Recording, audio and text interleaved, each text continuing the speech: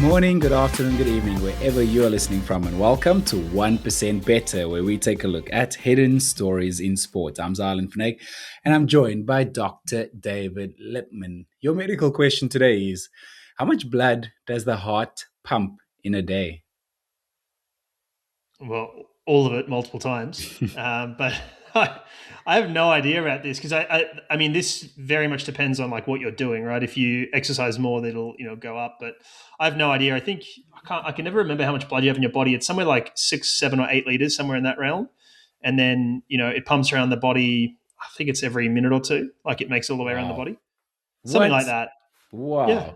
That is incredible. The answer I have here is 7 to 8,000 liters. Does that sound right? Yeah, sure. So that would be 1,000 times around the body or something like that. I don't know. I really don't know this stuff, but that sounds about right to me. But again, it will. I would say that it's probably you could probably do that many thousand liters in a few hours of exercise, depending on how hard you're going and that sort of thing. Because you got to remember, like sitting here, your heart rate, even you, the unfit guy, is probably in the 60s, maybe 70, and when you're exercising, it's probably double that. Wow. So your cardiac output goes up more than twice that when you're exercising. So yeah. Here's a stupid question. Why is it good to move so that your heart rate is up and it pumps more blood? Why is it good for more blood, for blood to get around your system quicker? Let me put it that way. That's not why it's good. Okay. So that's it. This is kind of like the lactate question last week. That is the result. It's not so you got to dissociate the outcome from or some of the downstream effects of why it is good. Right. So the reason it's good is because of all of the other things, and the cardiac output is a necessary evil. It's you could look at it and say it's bad because you're potentially fatiguing the heart. So if you exercise for a long time, say end of a marathon, and you look at the heart's function, it's actually decreased a little bit, and you release some proteins that are classically associated with heart attacks, which really are just they're really just a signal of muscle damage in the heart. It's So you certainly, almost like Mathieu van der Poel at the end of the Tour de France stage you won this week, where he was so exhausted on the finish line, you were concerned for his heart. yeah, well, he was holding his chest at one point, and I certainly said that cost him a year or two of his life. Like if you checked his troponin levels after that, I guarantee they'd be elevated. Which is troponin, specifically the cardiac ones, are associated with cardiac myocytes, so the muscle cells in your heart, death or damage. I guarantee you had some of that. And so if you looked at his heart function, a couple of hours after that, it would not have been good. It would have been sort of a little bit decreased. So what I'm getting at is there is certainly an acute worsening of your condition. There's also, when blood cells are traveling that fast, there's a lot more trauma to them and a lot more shear forces. All of that then creates damage, similar to doing gym. You create damage in the muscles, and then there's adaptation as a result of that, right? So you come back stronger as a result to some degree. Point being here that the benefits of exercise are not to do with the cardiac output. The cardiac output is necessary to supply exercise, right? The benefits come later when you have a reduced heart rate and better capacity as a result of it, right? So, and you can increase your capacity as a result of being fitter. That's a metaphor for life, man. You always seem to be stronger when you make it through hardships. I don't know what it is about life. You have to break something down, it recovers, you come back stronger after that. It's like diamonds, the way diamonds are made. You're welcome. That's not how diamonds are made, mate. It is. Look it up. Uh, All right, mate. No worries.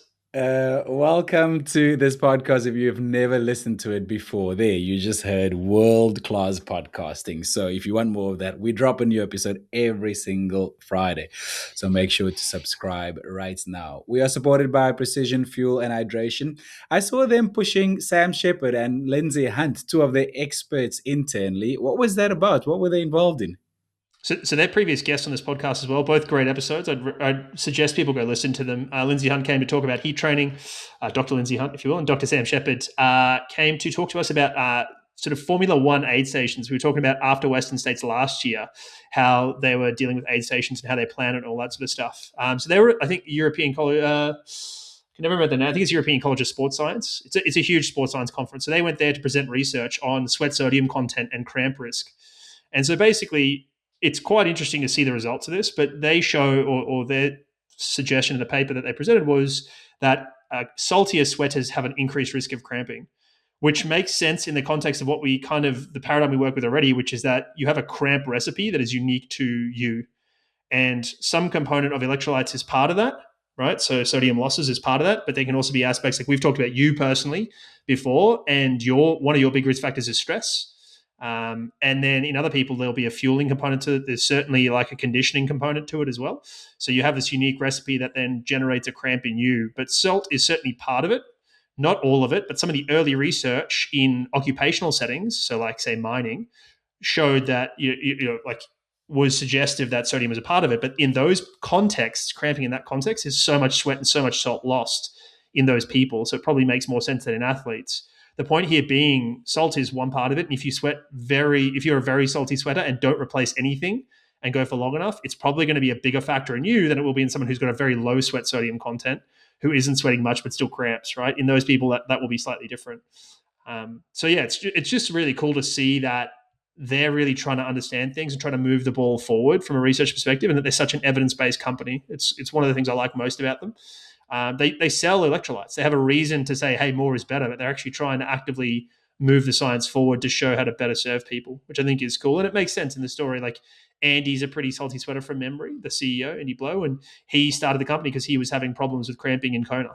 Like that's kind of the origin story of the company in very brief. So yeah, I really like it. I thought it was great. I'm happy to see those two guys out there supporting the research or doing the research, and appreciate Precision support.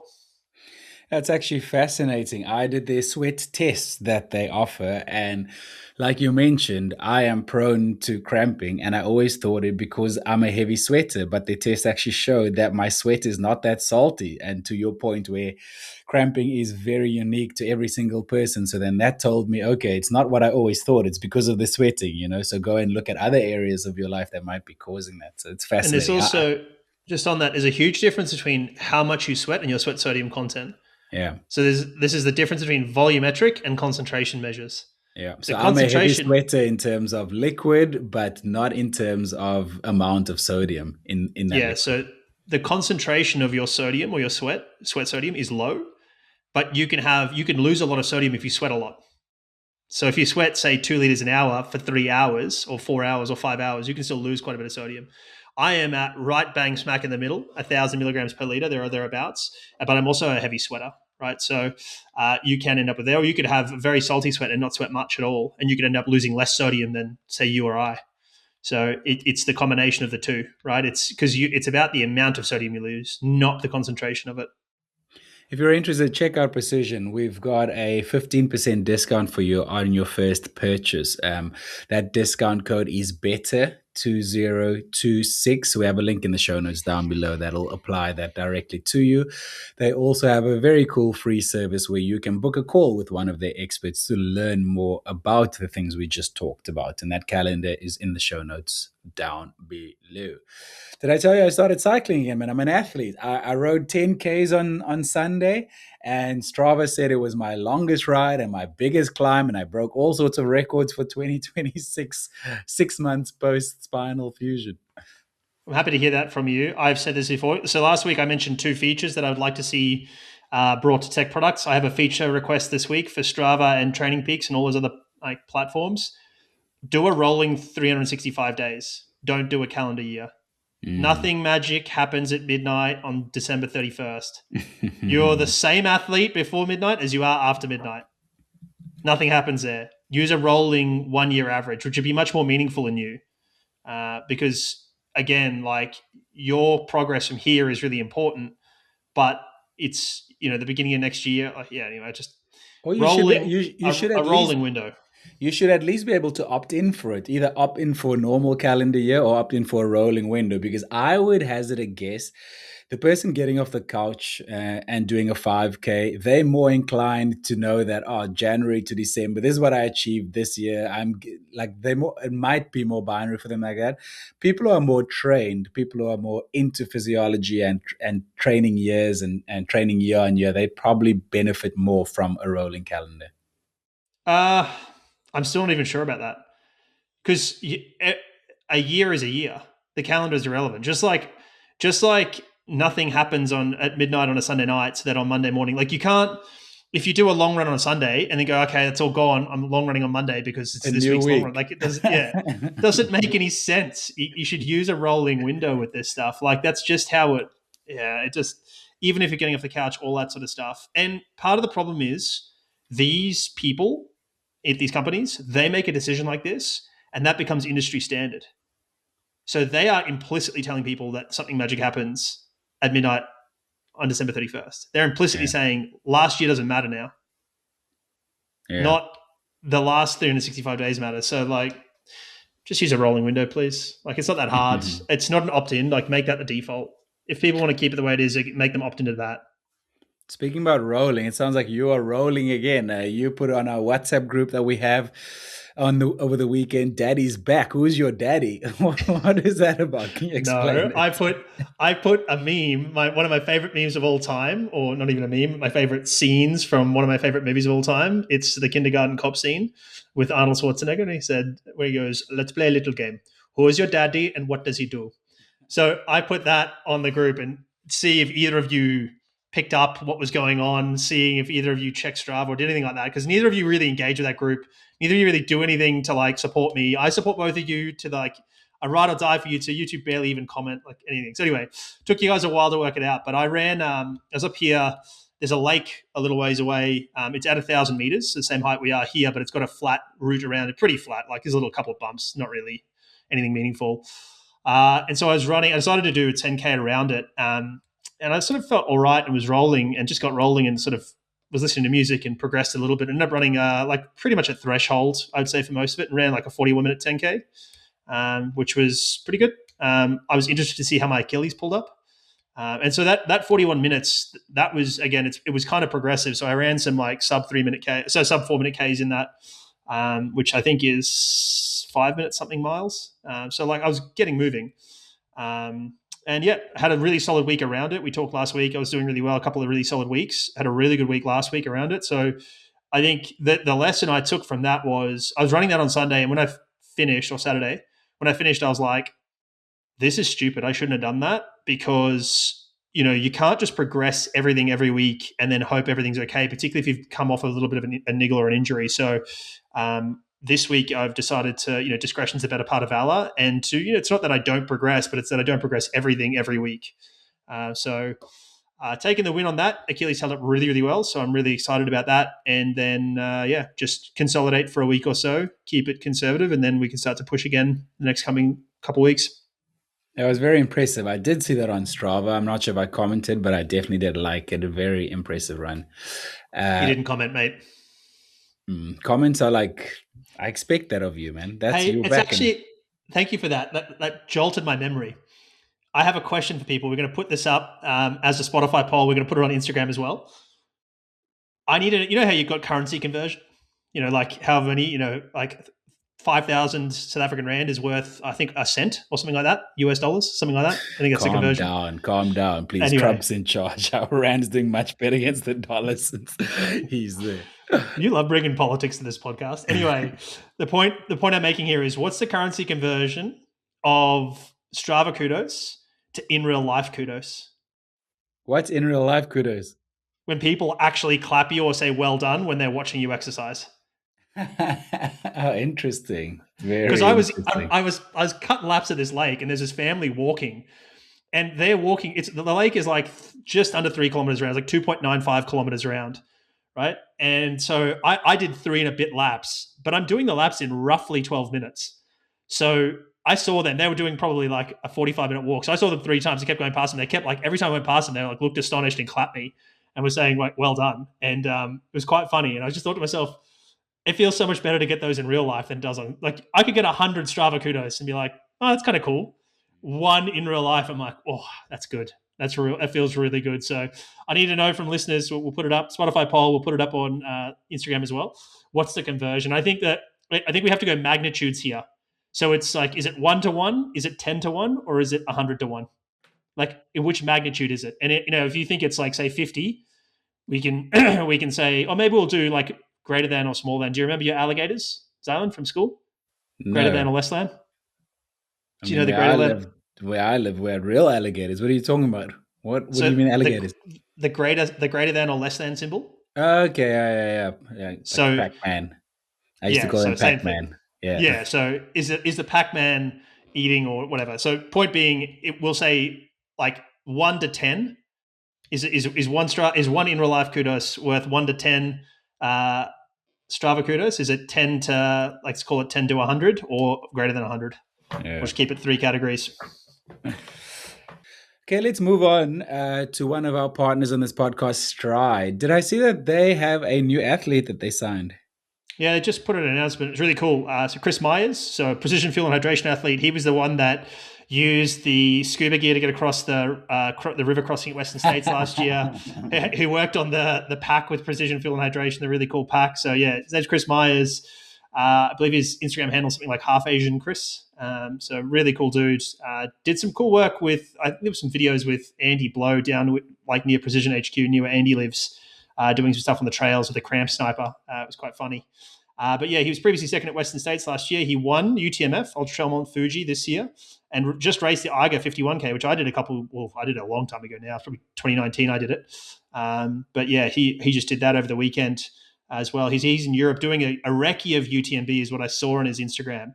So I'm not sure what that means for him. So he started the CCC last year, but DNF'd. So interesting to see what he does there this year. He could be doing the 100K or like the CCC, or he could do the UTMB, right? The big one, 100 mile or just over 100 mile because it's 171 kilometers. So yeah, it'd be interesting to see what he does there. I'm excited for him. I think, he's a good runner. So, it's always tough to convert across the mountains, but, let's see how he goes. He's there early and doing the work. Didn't do Western States this year. So he's obviously very focused on, just making it work for like UTMB this year, whatever he races there. So excited to see that. If you'd like to check out Stride Running Power Meters, we do have a link in the show notes down below. We'd appreciate you clicking on that. That lets them know it comes directly from our podcast. Let's move on to some community shoutouts. Let's have a look at what you have been up to or any questions you might have for us. What's the first one? Yeah, so Tom Gethin-Jones, TGJ, who I talk about on this podcast a little bit, told a story about him getting doping tested last week. He ran a 41-minute 10K in Hyde Park. I think it was a healthcare 10K. He did it for his healthcare trust. So he was 19th there without a watcher, without any data, without a pacer. So that's pretty impressive from him. He's very old school in that respect. So shout out to Tom for that great work. And then I just caught this in our, I check our Strava group most Sundays or Mondays to just see for shout outs, right? Stuff that people have done. And I just caught this thing. I actually sent it to you. I don't think you checked it in our personal WhatsApp group. But Nicholas Pinfold went from Rotterdam to Eto'o. He ran from Rotterdam to Eto'o. Almost 5 minutes, 60, slightly quicker than 5 minutes a K. Impressive. 60 Ks in 5 hours. I was like, I knew exactly where I'd been. I'd been to both those places. I used to live in the Netherlands. So I was like, I just caught that. And I was like, is this a bike that he's gotten? Has he mislabeled this? I'm like, no, he's run this. Okay. Just a random Sunday. So it's funny, being the Netherlands, I saw the elevation was like 51 meters or something like that. For that whole 60K. That's probably noise. It probably actually wasn't 51 meters. It's probably just like error in the data. The weird thing is he probably ran a good portion of that below sea level. Because a lot of the Netherlands is below sea level. So I used to run past, in one of the parts in Amsterdam, in the Amsterdamse Bos, I used to run past the water level and you'd look at it and you'd be like, how's my eye line at the water level here? Like, okay. So, yeah. We got a question in on Instagram from Will Kirusis, who said, Xylon and David, I'm cracking up at David's uphill run comments regarding music leading to really high intensity. I often use an example of doing a 5x5 set of intervals on the indoor trainer, listening to thrash metal band back from the 90s. The combo of mag, trainer noise, intensity, and the thrash music, I thought I was having a panic attack and had to stop and just lay down in the quiet for a bit. Overstimulation. Anyway, he says, David was talking about variability and how maybe less is more. I started coaching in the 90s and would agree. Yes, some folks just need a lot of variety for mental simulation. But when I look at the highest performers I have worked with, I'd bet 90% of them we could use a very consistent and repetitive progression like David described. It lets you It lets you do the work really to see how you are responding and adjust up and down or not at all with the most clarity. Love the pod, guys. That's from Will. So that was thrash metal, not trash metal. But I'm sure I'm sure Will will get a chuckle out of that, mate. But yeah, no, thanks, Will. It's like Should be called trash metal. no, stop it. That's not okay. No, I think he's right. Like if you look at the part of what makes the best is their ability to lock in and just do the work and not really have much variety. Right? You listen to Josh Kerr talking about his life leading into the mile attempt. Look at the Norwegian boy spending time up in Sierra Nevada. You know, and then the opposite, you look at someone like Lionel Sanders, who's constantly changing what he's doing, and he's really struggling as a result of. I think that's part of what he's struggling with is a lack of ability to adapt. So, yeah, I think locking in is really important, and you need enough variety to stay engaged. But yeah, it's a difficult line to walk. We went through a phase where you didn't mention Lionel Sanders and didn't bash him for a while, but this is the second or third episode in a row now. We're back, baby. We're back to Lionel I'm bashing. not bashing him. I'm like observing. I mean, listen, what's he done for me lately? What's he done lately? Hasn't he won one or two 70.3s this year? Probably. He won one early in the season. We talked about like, let's see how he goes at Kona, No, no, right? no. So Kona, I wouldn't even. No, no. Kona, it's he fine. should It's just go for what vibes. the challenge with Lionel is like he's influencing a group of people, right? He has a very Yeah, loyal yeah. following and he's influencing a group of people. And I think if you want to emulate Lionel, it's a bit of a fool's errand in that respect. You also shouldn't be emulating the Norwegians from a pure volume standpoint and some of the stuff they do. 100% shouldn't be doing that. But what I'm getting at is like the amount of novelty he does, the way he makes decisions, the fact that he's uncoachable, like that stuff is not positive. And that, like, you know, be careful who you choose as someone to emulate, right? You know, famously, Charles Barkley said, "I'm not a role model." Like, I wonder if Lionel feels the same way, and you know, hopefully, he's got the insight to go like, "Yeah, he's not a role model for people," but who knows? We added a new feature to the show recently. Where are they now? Previous guests that we've had on the show to see what they are up to. Do we have any updates on anyone? Yeah, so we mentioned Lindsay and Sam Shepard, Lindsay Hunt, Sam Shepard already, the doctors at the conference. So, you know, shout out to them. And then Dr. Emily Dow, previous podcast guest, she's starting a podcast. Her first episode drops, I think, today, our time. So that'll be out by the time this goes out. So, yeah, shout out to her. They, her and her podcast co-host Nathan reached out to me and were sort of asking some questions and wanted some thoughts. So, yeah, super keen to see how that goes. I think it'll be really informative. She's a great communicator. Nathan seems like a really nice guy and a really switched on dude as well. So yeah, shout out to them and hoping it's good. And then we got another listener question in from Bo Shenery. It says, "Tell me why nose breathing is better when sleeping than mouth breathing." I actually had a pro cyclist, now a retired pro cyclist, tell me that they were doing this during their career. Why is that? Everyone should be nose breathing when you like period full stop. Like it's not magic, it's not special. Oh, sorry. Uh, you should. It's not like a counterculture thing to do. It's not revolutionary to do it. You should be doing it, and many people don't. And that's you should be nose breathing as much as possible at all times. Period. Full stop. Um, Mouth breathing is about volume and amount of air you need to move. Nose breathing is the way it's designed. So when you breathe through your nose, A, you're filtering air better because you have hairs in your nose that catch particles and that sort of stuff, right? B, you're humidifying and warming the air because you have what's called turbinates in your nose. So it creates a Venturi effect. So you end up with this, I guess, lots of turbidity in the air so that you can, it's humidified and warm, right? This is why if you remember, or if you've gone out on a cold day and you're taking a breath and it's like, it almost takes your breath away, so to speak. It's because it's cold air and it's irritable. It's irritating to your lungs. People with asthma will tell you this. So it does humidify the air. So that's why it's designed the way it is, right? So there's those things. The people, the advocates of nose breathing, the heavy advocates, the Peter McEwen's, those sort of people. There's another guy, Brian. I can't remember his name. But anyway, my apologies to them. They will say, and the reason I say they will say is because I have not read the primary research. So I don't want to be one of those people who hears from them and then parrots it again as though I've read the research and it's gospel. I do believe them and I do believe the research supports this and it would make sense, but I want to be clear on that. But it's said to increase parasympathetic activation, so your like sort of relaxation, your rest and digest system overnight.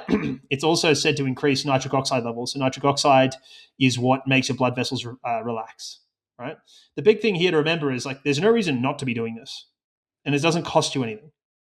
Like you should be doing this. This is the default. So you should be doing this, particularly at night. I struggled because I was like I did a lot of mouth breathing for a long time, and ended up taping my mouth up a little bit. Now, be careful when you do this; it's quite confronting, and you should only This be is what taping a the little bit. cyclist I was talking to said he was doing. He literally tape his mouth up. Yeah. So when people do this, they tend to tape across their whole mouth as though they're like some sort of kidnap victim. You only need to tape a little bit to keep you as a stimulus to keep your mouth closed. And I you know can see use this is Spencer Lauderback, our chief meme officer on Instagram. This is going to be a meme this week. as I said, yeah. as I said to him on Instagram, I can already see when we're recording and what we're talking about, what's going to be a meme. Yeah. Well, anyway, so I did a little bit of this mouth taping. I find it to be that I sleep much better when I do it. So yeah, it's not. It's a bit uncomfortable when you start. It's a bit confronting when you start, but I do find it to be really restful. So I don't do it all the time, but certainly better. And I found that as a result of having done it, I do a lot more nose breathing day to day and of an evening as well or overnight. So yeah, you should be nose breathing. If you want to tape your mouth to try as a stimulus to try and do that, that is on you. I did not recommend it to you. Go consult somebody who sort of works in the space. If you have any more questions for us, you can DM us on Instagram. Our handle is 1% Better Pod. We also have an email address in the show notes down below. We did get a comment on Spotify. You're welcome to comment there if you listen on Spotify. From Gabriel Bono Aoki, who said, "Thank you. Excellent episode as always. Although I hope KB for Kona." Was that based on Yeah, last week, what we discussed last week? no, that was based on our episode with Casper Storms, so one of KB's training mates. That Casper joined us courtesy of Nomeo to talk about trying to win the world championship. And so I think I forgot to go check this. I forgot who we picked for Kona this year when we did our Kona picks in December in our year review episode. I think we picked KB, or I certainly think I picked KB. I know I picked the Netherlands in the football, which aged like milk, as someone decided to tell me on Yeah, you on even YouTube. mildly But convinced me. I don't know why I listened. Stupid to listen. well, I don't know who you Um, picked, but it wasn't Spain, mate. It might have been Spain uh, actually. I picked a few people. I said it would be between Spain and France, and then I I'm keen picked to see how I Portugal. picked a few How can you people. pick? How can you pick one team? Like who's That's going the to win whole the World point. Cup? That's the point. It's meant to be way too early. We do it and just see how it ages, because then we can go back and review it and think about it, a year later, right? Like we both picked Tadej Pogacar for the Tour de France, right? Yeah, So, that's how you do it. we're gonna have fun times going back and looking, see what we picked. Yeah. We are supported by Nomeo. You mentioned Nomeo. Casper Stoyan has joined us a few episodes ago, so go and check that out if you haven't yet. So any of the other athletes, what have they been up to? Tour de France just finished. Yeah, well, they've been doing a ton with the Tour de France guys. I mean, they support a couple of Tour de France riders. So the high profile ones are Tom Pidcock and Mads Pedersen. So Mads, obviously, Mads well.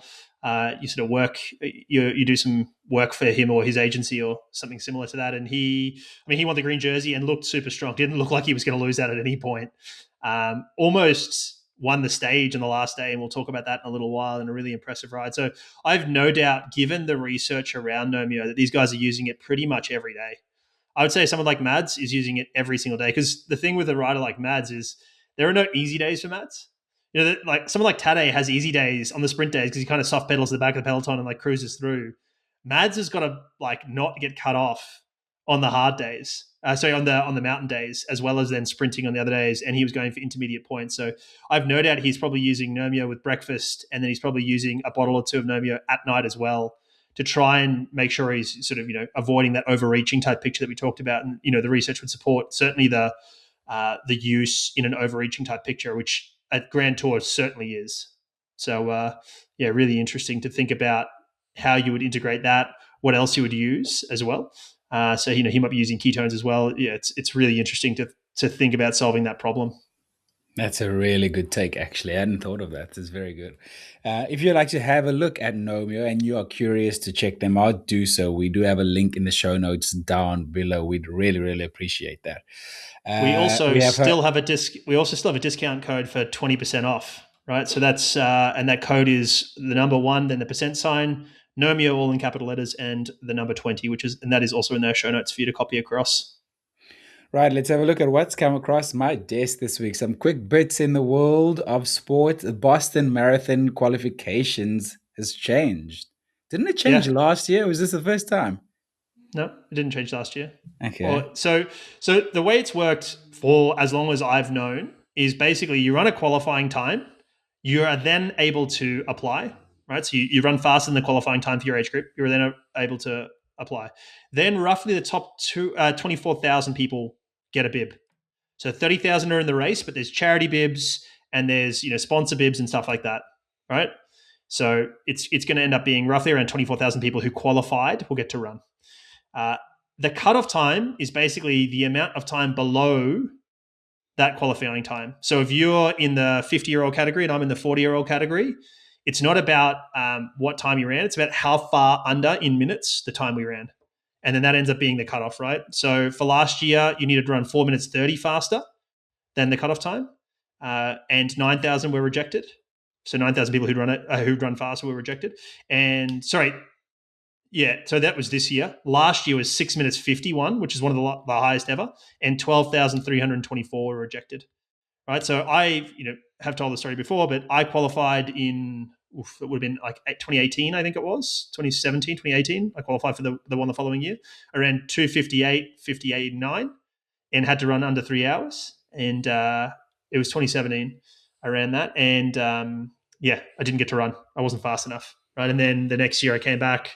A couple of years later, I came back, ran Rotterdam, ran 2:49, and I knew I was going to run because I was more than 10 minutes faster. I was like, it's just never been that. So I knew at that point that I'd run. So,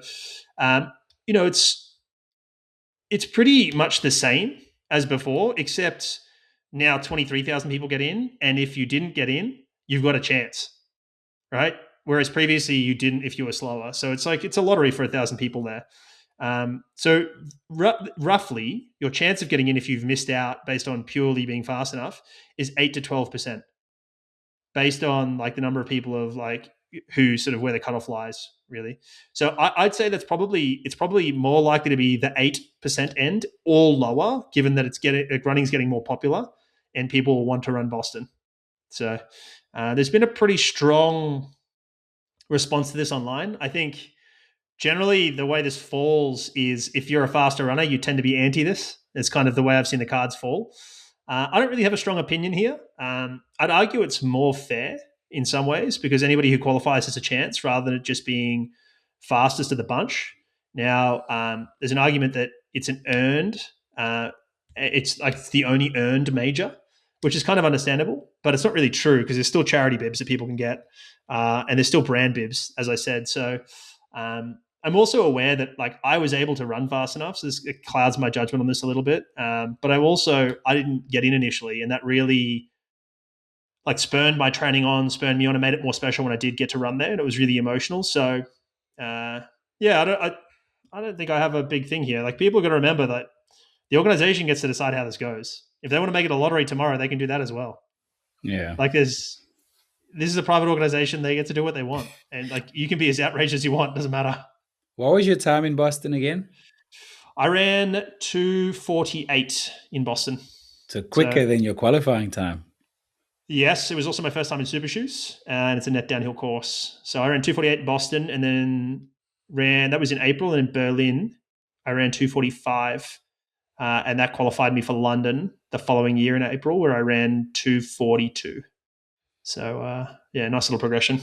And then speaking of shoes, Adidas has released a 3D printed football boot. I've seen this come across the news article websites that I read. Why has this been making noise?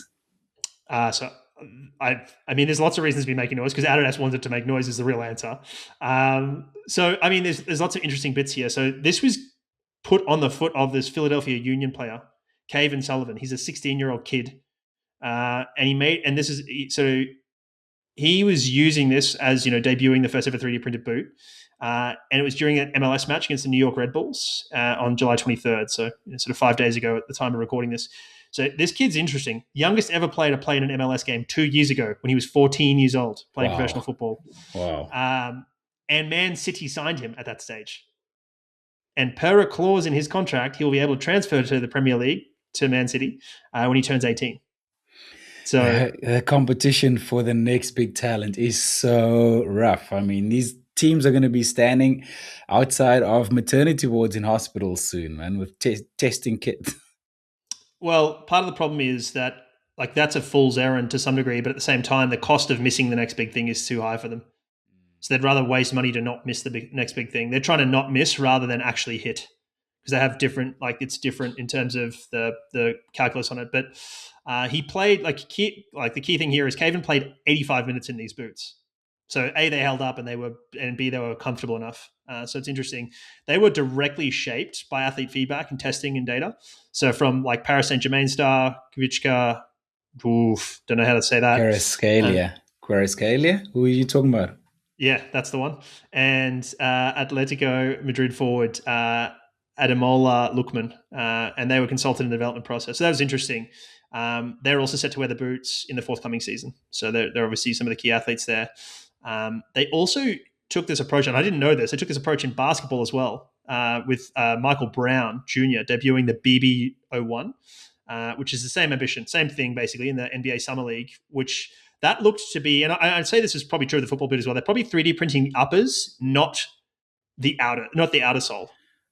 But explain to me why is this news? Why maybe it's too binary. Is it better to print a 3D boot? Can they make more? Like, what's the story here? What's the deal here? Yeah, so that's a very insightful question. So there's a couple of ways to think about this. The question is, how do they make shoes now or boots now? Right. So what they do is they make a last. A last is basically like the mold that they use as a baseline, right? So say for the on light spray shoes, they get like sprayed on, right? They took a scan of their athlete's foot. So if you get the Yared Naguse size, it's his foot that became the last. They then use that to build a shoe on top of, right? So with a last, traditionally, it's sort of whatever shape it is, has different, contours to it for whatever reason, different thick points, thin points, or, narrow and wide points. They then build the upper around that, and they attach that to the midsole, if there is one. So in a football boot, there won't be a midsole. In a basketball shoe, there will be, right? And then they put on the outer sole, right? So, and again, in a football boot, there is a bit of an outer sole, and then you have the studs. In a basketball shoe, the outer sole is the grip, basically, right? And so that's how they make it at the moment. And the part of the problem with this is like it's pretty work intensive. There's lots of stitching. There's lots of waste in it, and it's quite a labor intensive process from a human's perspective. That's why most of these are made in Southeast Asia. There's quite a bit of manual handling of it. So that's how it's done at the moment. Lots of sort of waste, time, human power, etc., and a default shape.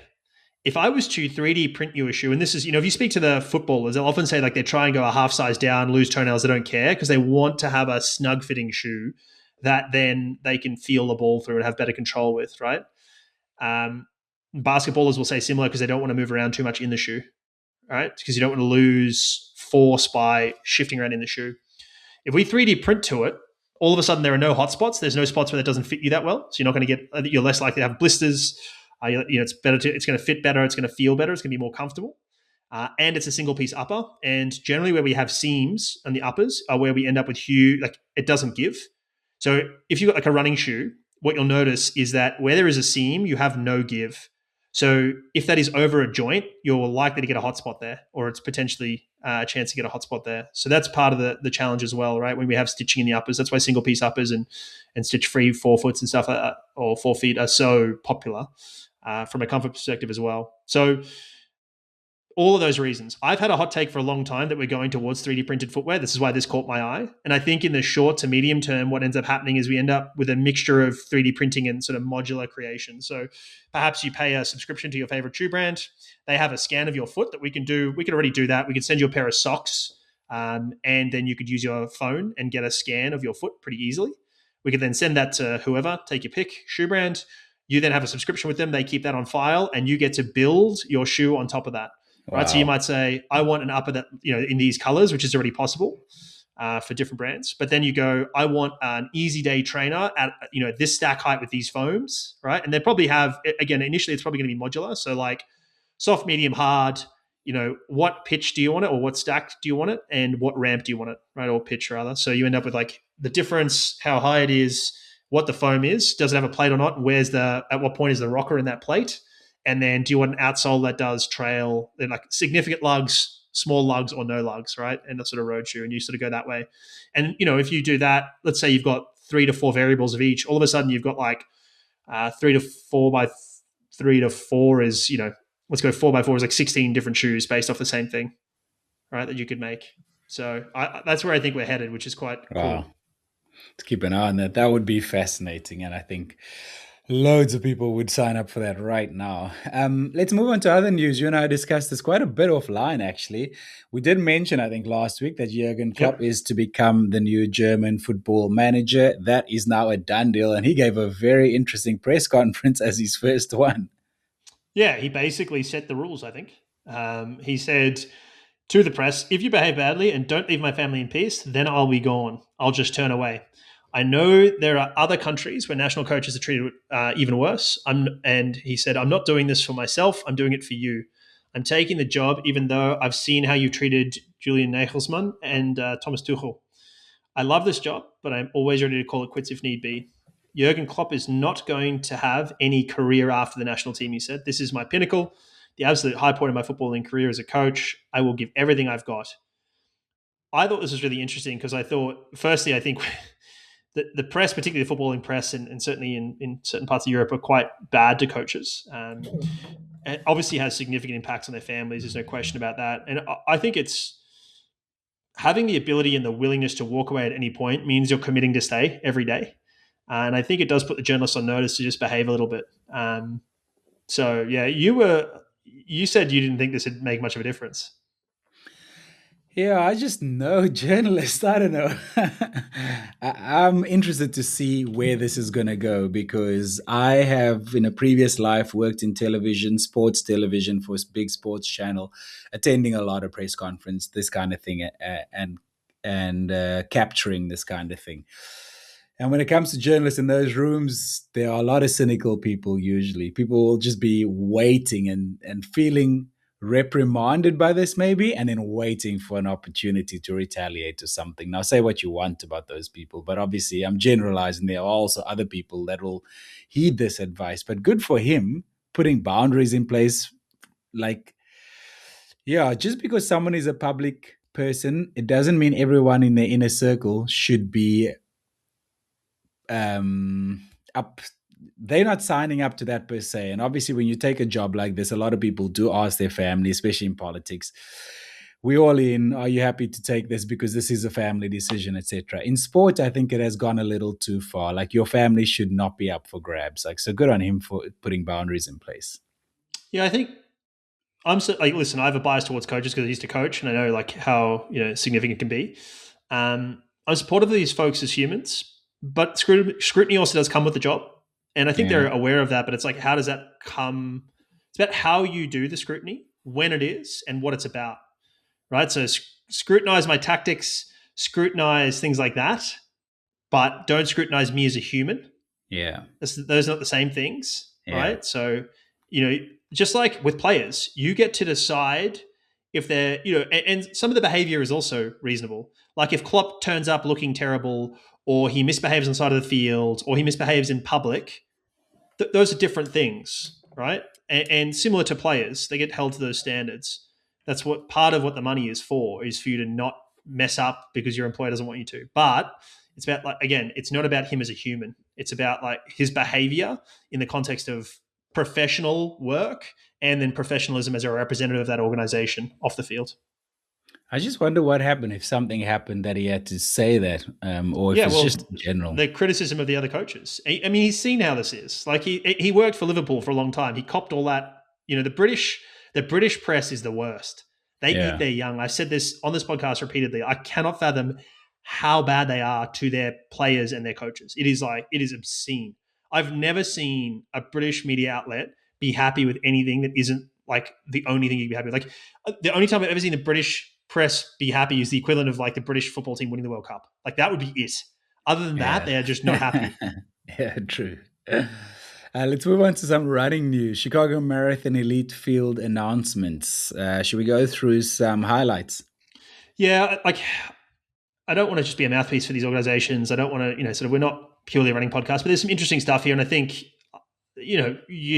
I'd like to try and highlight this. One of the things we talked about in running a lot is like some of these people are just like nameless, or not nameless, but like meaningless, faceless people that just run and we don't know who they are. So I do think it's like nice to highlight them ahead of time for people to sort of buy into the race a little bit.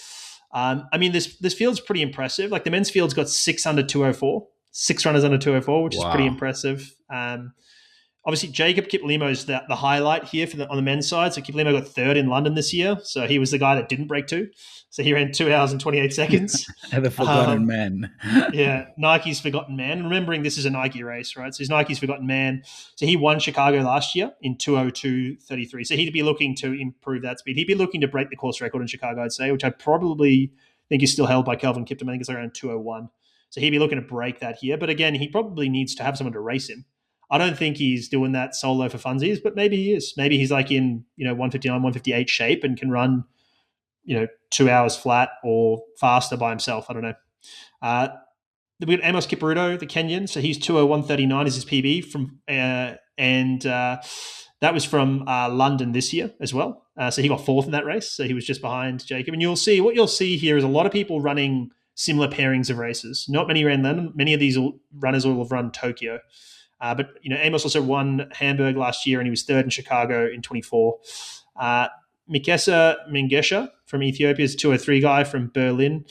So he won. That was in 2024. So he won that, and he won Shanghai last year. Tadesse Bakila is a 2:03:25 or 2:03:23 person from Tokyo 25, and he also he won that one and this year's Tokyo. So he's run 3 2:03s. So he'd be looking to go 2:02, I'm sure. Daniel Mateko, 2:03:44, was fourth in Tokyo this year and third in Valencia 2 years ago.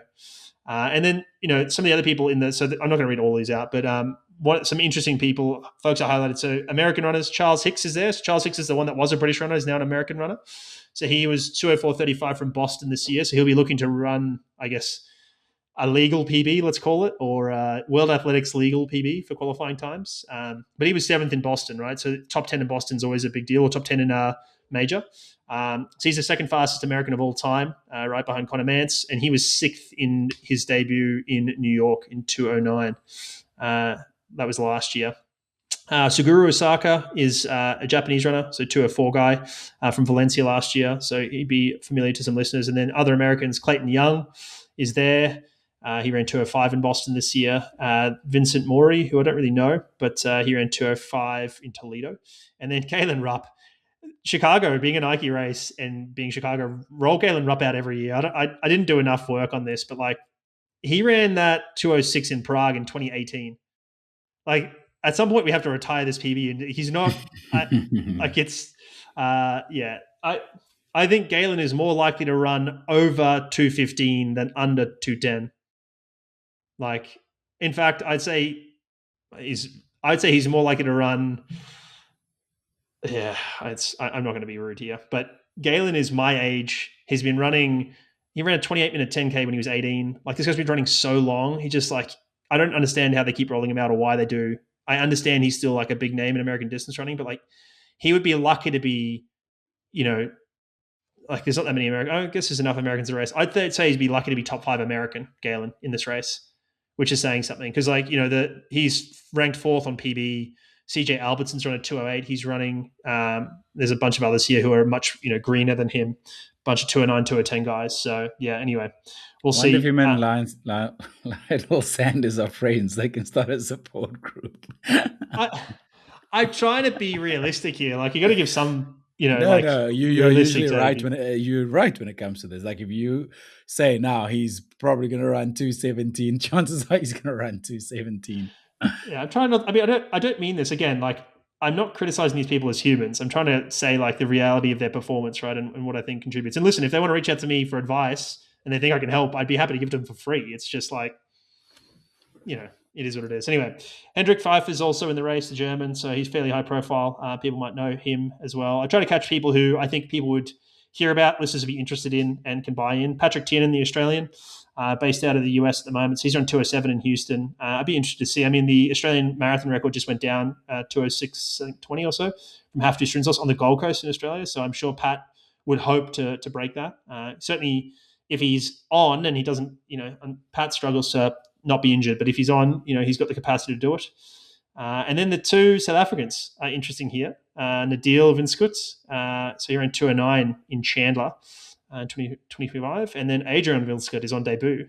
right? So let's see how the South African boys do. Are they related or not? They're brothers, yeah. I would predict that Adrian Vilskut, he's gonna break the South African marathon record, whatever that is. I don't know what it is, 204 maybe, something somewhere there. Maybe not as quick, but I reckon he'll be the fastest South African male. He ran really well in New York half this year or something, didn't he? He won it, Or yeah. yeah.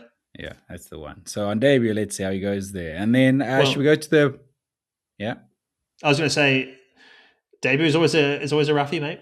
Like I never predict too much on debut. The marathon's hard. Like particularly if you have the capacity to run the record, you often try to, and I think you often overreach early in the race. So It'll be interesting to yeah. see because he's only done a couple of half marathons. I think he did really well in his first one. I think he won this. New York might only have been his second, I think, something like that. Mhm. He's a 10,000 meter runner. I actually got to watch him in Paris at the Olympics. I was there when he ran that night. And until it was broken not that long after, he broke the South African 10K record. So he's very new to this distance. So it is interesting to see how he goes on debut. Yeah, you're right. Yeah, there's a big fueling component. I've said this before, but like elite half marathons barely need fueling because they're under an hour or in and around an hour. Whereas once you get to the marathon, like you need a fuel. So it's very different. That conversion from half marathon to marathon is different at an elite level than it is at a recreational level. Should we Uh, look at, Yeah, yeah? women's field. Yeah, let's do the women's Yeah. field. So Bridget Kosgei, the Kenyan, so 214 runner from, that's 2019 as well. But she won Tokyo this year. She won Shanghai last year. She was second in Sydney and Hamburg last year. It's interesting to look at her last year. So she did Shanghai, Sydney, and Hamburg. Now, of course, Sydney would have paid her a lot of money because they need enough people, and probably Shanghai as well would have paid her quite a bit of money because they need enough people at a certain level, and she's got that level at different statuses. So, like particularly for Sydney as a world marathon major, you have to have a certain number of people from a certain number of countries who are at a certain level, so they get big appearance fees. So, looking at her last year, she ran sort of like Shanghai and Hamburg are kind of second tier races, and Sydney would have been paying quite a bit of money. So, she obviously took a bit of money last year to run. She did 3, not 2, so quite interesting there. Hoi Fesa, the Ethiopian, is 2:14:57. So she won Chicago last year. And she was third in Tokyo this year and last year. Sutume Kabidi, is 2:15:55. So she won Tokyo 24 and 25. She was fourth in this year. So, and she was second in Chicago in 2024. So again, as I said earlier, most of these people are going to have run Tokyo, but there will be some that have run London. So then Magertu Alimu, the Ethiopian, is 2:16:34. So, and that was from London 2024, which is fifth in Tokyo this year, second Chicago last year, and won Valencia in 2024. So that's interesting. And the other one that caught my eye here was Sharon Leketi. So Sharon Leketi's been running the Boston-New York double for years and years and years. So she's run 2:17 in Boston last year. But this is her first flat major, right? So she's the Boston champion this year and last year. She's second in New York 2025, and she was fourth at the Olympics.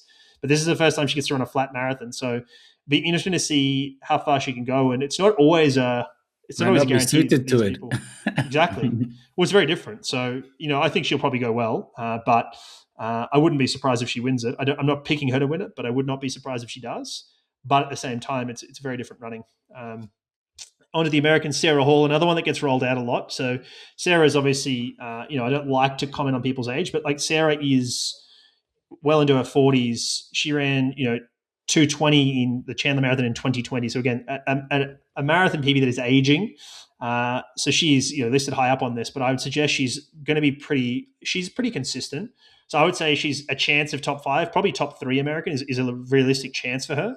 But I would be very surprised if she's the top American, even though some of the others are there. So Susanna Sullivan is there, the US runner, so she's 2:21. Des Linden is running. This will be like another party for Des, or because she's in prep for a 100-mile race in the fall apparently. So I'm not sure what she's running. I think it's a trail. But again, she's a 2:22 PB from Boston 2011. Like she's not going to run that. Izzy Bat Doyle from Australia. So she's a 2:22 runner from Valencia 2024. So again, doesn't run a lot of flat ones. That was her only real flat marathon. So it'll be interesting to see how she goes prepping for this one. I'm excited to see how she goes. I think she's a good chance of running, 2:20 or below. Depends on how she's gone. Natasha Rogers is there. Molly Bourne is there. And then Dakota Popine, the Olympian, is running. And then Gabby Rooker as well. So a bunch of American women here. So I think the American women's race will be good. And the women's the front of this race will be good as well. And then for the Brits in the crowd, we got Jess Warner-Judd, who's running. And then Amy Eloise Neal is on debut. So we'll see how that goes. I don't know Amy, but I certainly know Jess Warner-Judd. So yeah, it'll be cool to see this race. We're a ways away from it. I'm always funny about when we do these previews. Like, do we do it the week of, or do we do it, a while before? But, we generally get these announcements quite a while out, and then we'll get a couple of injuries late, and the field will change.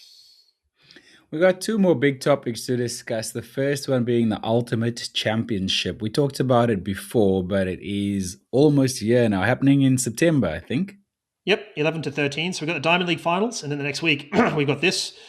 So this started because we had the Olympic year. So if we call that year 1, that's the Olympic year. And then we had World Championships years in year 2 and 4. So there's year 3 of the cycle is fallow. There's nothing there. So that's this year. And they wanted to put something in there. So they put something in there. It's called the Ultimate Championship. They're actually going to have this every second year. So you're going to have these World Championships in years 2 and 4. And then, and then in years 1 and 3, you're going to have these Ultimate Championships. So it will be in the Olympic year. So in 2028 is the next one we have. But it'll be after the Olympics, which I think is a bit of a fool's errand because no one really wants to race after the Olympics. We've seen this for the Diamond League finals. There's big money on offer and people don't care. If you've gone well in the Olympics, you're having the time off. And if you haven't, you'll be keen to get a redemption race in. But part of the problem with this is how they select the runners here. And we're going to get into that. So, this to me is World Athletics testing a new format for a different generation. And they've kind of said as much to some degree, right? So this is about where they make their money. So they make the money from attendance and TV, right? And so they're packaging it for that. So the World Championships, when they put it on, spans 9 days with 13 to 14 sessions across that. 9 days? That seems long. Okay. Yeah, but you've got like heats and semis and finals in most of these things, right? Because you just have to qualify for the World Champs. In the Ultimate Championships, it's a 3-day event with 3 evening sessions only. And each of them are around 3 hours. So at most, you have semis and finals.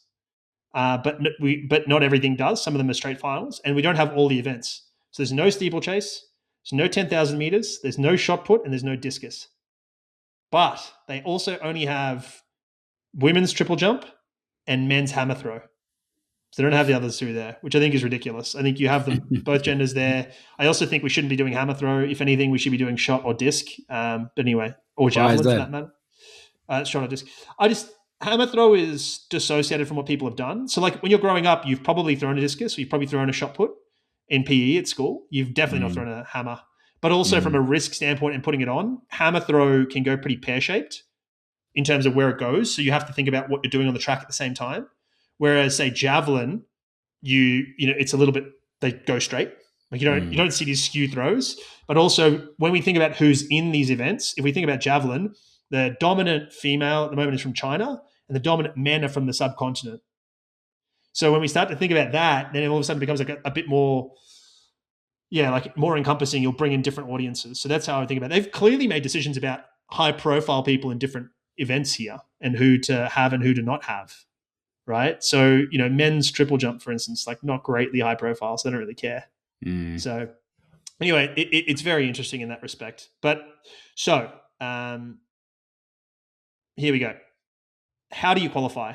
Only the best are going to compete here. So automatic qualifiers, 26 Olympic champions from Paris 2024, 26 world champions from the 2025 World Athletics Championships in Tokyo, and then 25 Diamond League winners from the 2026 season, plus the best performers of 2026 based on the world rankings qualification system.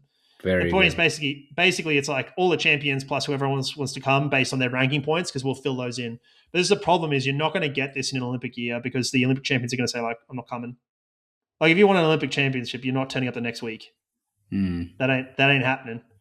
Anyway, but this is cool. It's a cool format. And again, it's going to be 3 hours of an evening. It'll be a good package. It'll all be like high yield in that respect. A lot of money here. So everybody makes money. Everybody gets paid.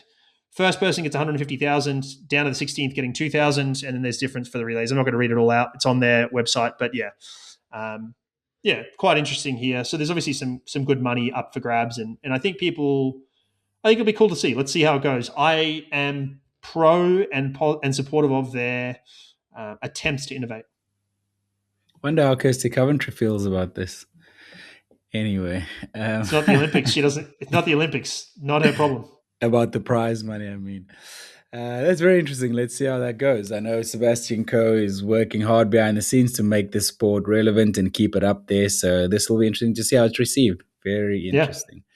Last thing we wanted to talk about was the Tour de France. It's just wrapped up. I was lucky enough to be there for some of it. I'm about to leave on a plane tomorrow for the Women's Tour de France, which we'll talk about in the next episode as well. But should we go through some high level thoughts we had about the race? I did want to let you know before you came, mate, we don't have a microwave anymore, so you cannot microwave your yogurt, unfortunately.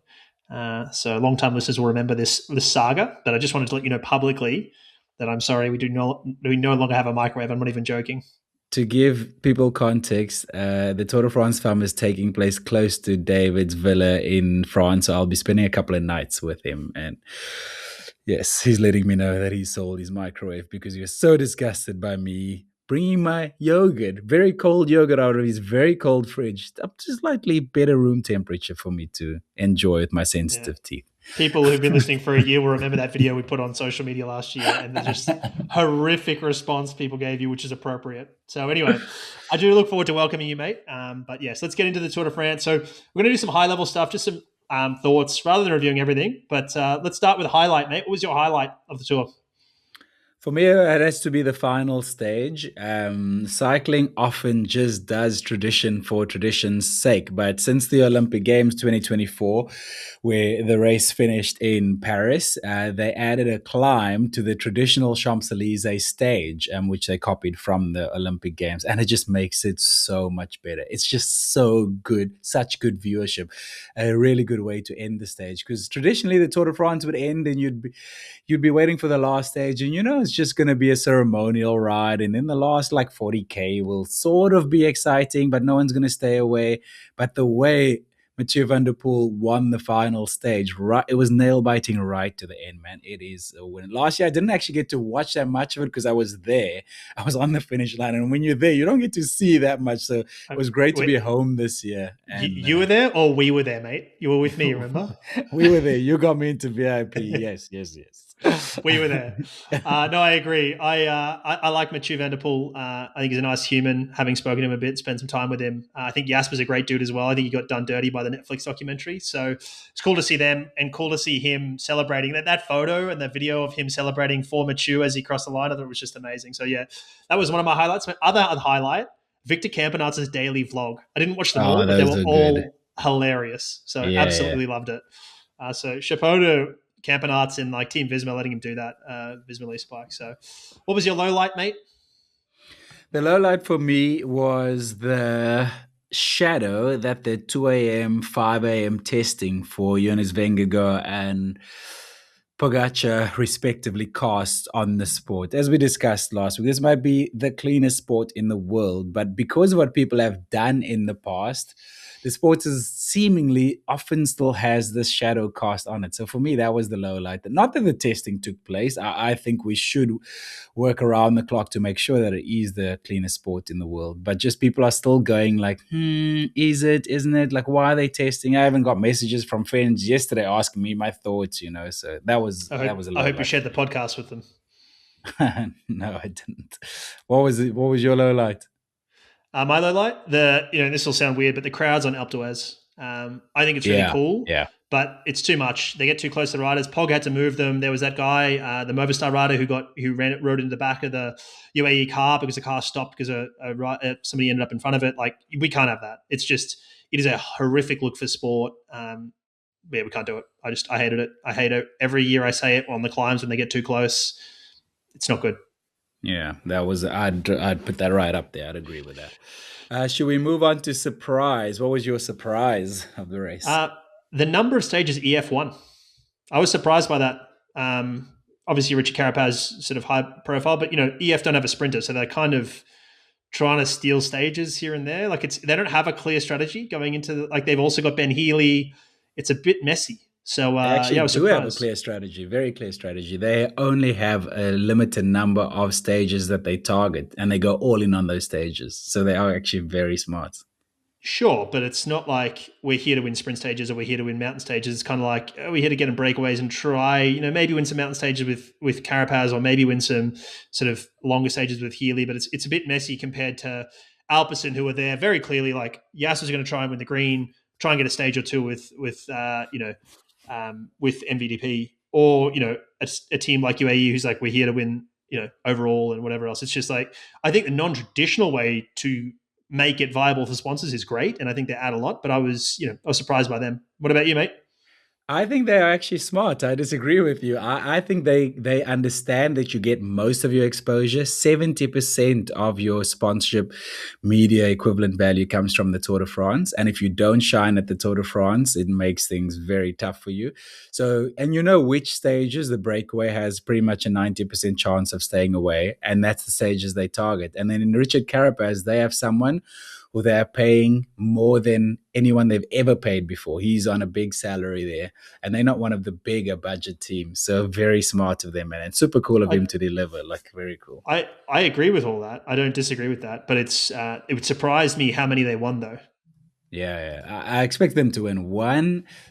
Two was super good for them. My surprise, and I don't have and they such a won and they won the polka dot jersey as well. Just to be clear, like yeah. I don't think anybody would have picked them for the polka dot ahead of the Tour de France. Yeah. I mean, Richard could be up there. He's one of the best climbers in the world. He's won the Giro d'Italia, but you'd say Poggy just by the nature of it. Exactly. But again, the way that EF and their three sports directors put that attack together was very impressive. My surprise isn't that great. I couldn't think of a good one. It is Mathieu van der Poel. Might be a controversial take. To me, it looked like he was slightly off his level that he usually is, but it shows how world class he is that he was still good. Like when you look at last year's race before he dropped out of last year, usually he's in a lot more breakaways, he's a lot more visible.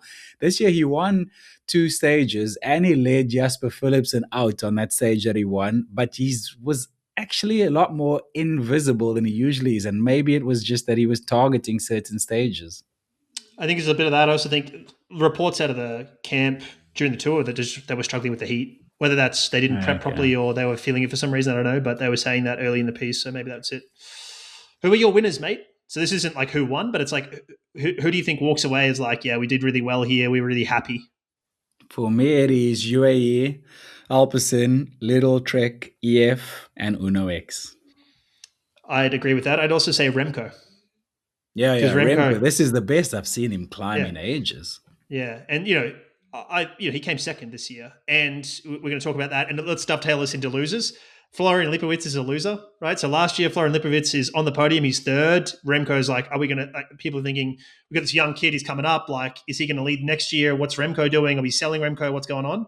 Remco, first, he stamps his authority. No, I'm second overall, whatever. And Florian Lipowitz had a fall. So, yeah, like, I think he's a loser. And I would say Visma are losers as well because they Yeah. got very little from it. They won the team time trial and then I think that was it. So, Yeah, Besma is my one as well yeah. because the second stage that Richard Carapaz won, Seb Kuss was actually leading the race and he crashed twice. You could tell that we were talking on our boys' friends group and they were saying, oh, congratulations, Seb, because he's got the victory sewn up. And my response was, he's got the weight of Visma on his shoulders here. And what I was meaning by that was I could see he was taking limits on the descent. And usually when that happens, you either make it or you don't. And for him to have crashed twice, I could just see he was riding with the weight of his team on his shoulders. So they were unfortunate for them. I think they would have, they won the opening stage. They had the yellow jersey. The race started really good for them, but I think they would have wanted more out of the race. Yeah. And it's unfortunate that Jonas seemed to be rounding into some form as well. So it's unfortunate for them. But let's go to the last one, the non-obvious observations. What did you see that you thought was interesting? For me, I'm not sure if this is doing the category justice, but it is that only two stage winners were outside of Europe, that being Isaac Del Toro from Mexico and Carapaz winning two stages from Ecuador. The rest of the stages were European and stage winners were European. And to me, the sport needs to globalize. It needs new territories. It needs new characters.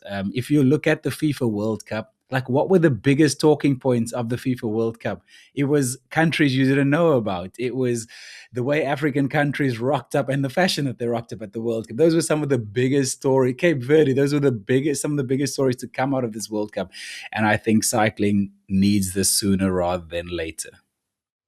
Sorry, an observation, but I'm glad we got a way for you to bring your rant into the episode, mate. It's well done. So my non-obvious observation, Paul Seixas probably did better than we thought he would later in the race, but he's still not quite there yet, right? So we both thought he'd really struggle in the third week.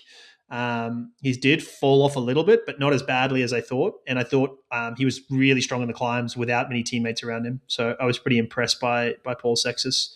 I think he benefited from Jonas being out of the race. I think if Jonas was there in the third week, we would have a harder race, and I think it would have tested him. Yep, and Isaac Del Toro wouldn't have been on the podium either because Poggy wouldn't have worked for him.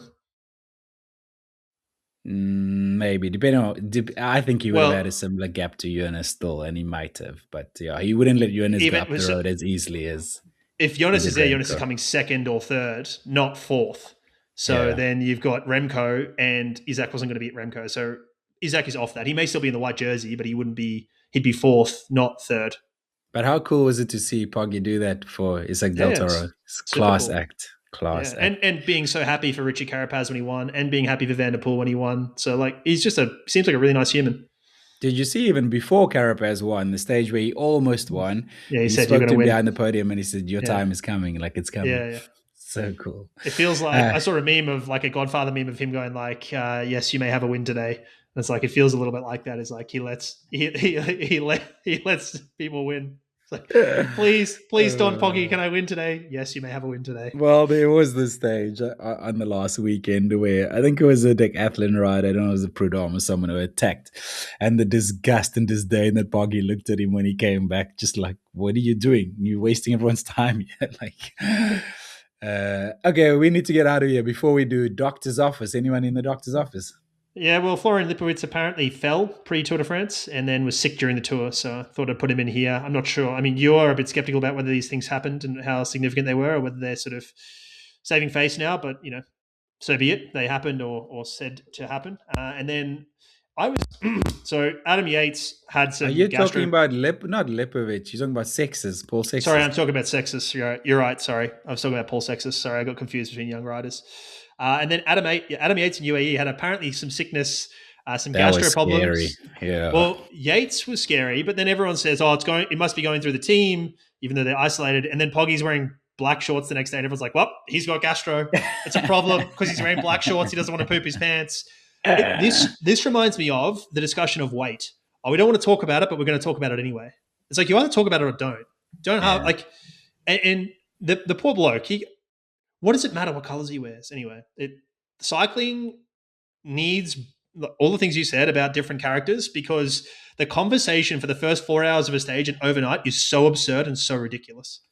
It needs something else to talk about. Yeah. So no, I couldn't agree with you more. What are we watching this weekend? Actually, I won't be watching anything because I'll be at the Tour de France FAM, busy on my feet. Very good. Well, you'll be probably watching that, hopefully. Definitely. But anyway. I'll be on the finish line for sure. I will try to watch some Commonwealth Games. It was surprisingly hard for me to watch anything meaningful. I only really care about the track and field, I'll be honest, and I don't really care about the British athletes, and that's where I'm getting my feed from. So it's a bit of a challenge. I can't get an Australian feed that's any good. So, well, I don't care about a British boxer, and I watched some of the weightlifting yesterday. It was interesting because I like weightlifting a lot, but I'm like, I mean, I saw a 58 kilo lady from Nigeria lift more than I've ever lifted, and I was like, oh, great, I feel terrible about myself. So, it is what it is. So, yeah, I'll do a bit of that. But we're away for the weekend. We're going to be in Switzerland, and it's Swiss National Day, whatever it's called. I can't remember the name of it, but that'll be interesting to see how those celebrations go. So that'll be cool. Okay, let's get out of here. Thanks so much for putting this together, David. We drop a new episode, as I said earlier, every single Friday. So if you have not subscribed to 1% Better Hidden Stories in Sport yet, do so now. Thank you so much, mate. We'll catch you next week. Thanks, mate.